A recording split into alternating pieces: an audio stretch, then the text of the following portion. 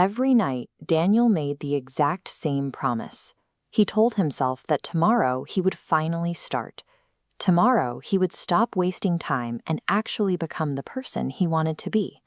He kept a notebook full of serious ambitions. He wanted to build a business, achieve financial independence, and make his family proud. But his daily reality was entirely disconnected from those goals, defined by absolute inaction. He rationalized the delay constantly. He convinced himself he needed a faster laptop, more free time, and more initial capital. A lack of resources became his favorite subconscious excuse to avoid starting. He believed he was being careful, but preparation that never ends is simply a socially acceptable form of procrastination. The illusion broke during a simple conversation. An old friend asked Daniel for an update on his big project. Daniel smiled and said he was still preparing. His friend laughed, pointing out a harsh reality. Daniel had been in the planning phase for over a year and had produced absolutely nothing. The silence that followed was uncomfortable. Daniel sat there, realizing he had all the information and equipment he needed. He was simply waiting for a level of certainty that didn't exist. This timeline graph reveals why that wait is futile. Notice how the preparation level plateaus very early on, while the fear level remains constant and never drops. We spend months trying to become more prepared, when we are actually waiting to become fearless.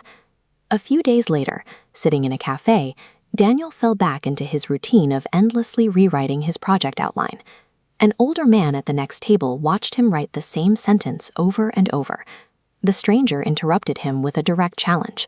He told Daniel to toss the notebooks, ignore the strategies, and focus entirely on executing a single isolated first step. He offered a simple truth about navigation. A map only becomes useful after you start walking. You have to encounter the real terrain to understand what you're actually dealing with.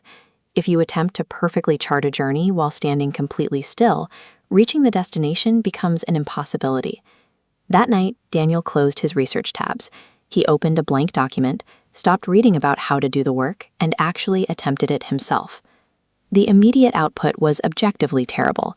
The ideas were chaotic, the execution was sloppy, and he felt a massive spike of frustration, followed by the intense urge to delete the file and walk away. This was the critical pivot. Remembering the stranger's advice, Daniel chose to save the flawed work. He accepted the mess, deciding he would improve it tomorrow rather than pretending it never happened. Progress is rarely loud or spectacular. It is the quiet, uncomfortable acceptance of a deeply flawed first draft. Weeks later, Daniel faced his first major setback. He launched a significant piece of the project, and the response was absolute silence. No one noticed. The effort yielded zero external validation. His default emotional reaction was to ask, "Why did I fail?" But he forced an internal shift, changing that emotional question into a strict analytical framework. What can I learn from this data? This diagram illustrates that transition. We begin with a stagnant circle of theoretical planning. By reframing failure, it breaks open into an expanding action and feedback spiral. Operating here accelerates progress. Each failure informs the next attempt, drastically outpacing endless studying. The months that followed were completely unglamorous. There were no dramatic milestones. Daniel simply showed up, abandoning his reliance on fleeting motivation and building a foundation of rigid discipline. True personal growth is an internal mechanism. It is characterized by developing a callous tolerance for being uncomfortable, choosing to do the work poorly until you learn how to do it well. A year later, Daniel ran into the older man again and confirmed his initial hypothesis. The perfect, stress-free time to start he had been waiting for never actually materialized. Society incorrectly teaches us a very specific sequence for success.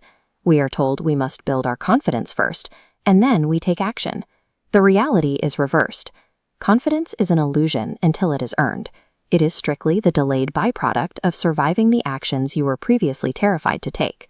This path is defined by 5 specific shifts. Start with your current and adequate resources. A terrible first attempt mathematically beats a perfect plan that never leaves your notebook. Treat failure exclusively as feedback. Rely on consistency over the highly unreliable emotion of excitement. Finally, notice how the future is built on this graph. We wait for a massive, isolated spike, a lucky breakthrough.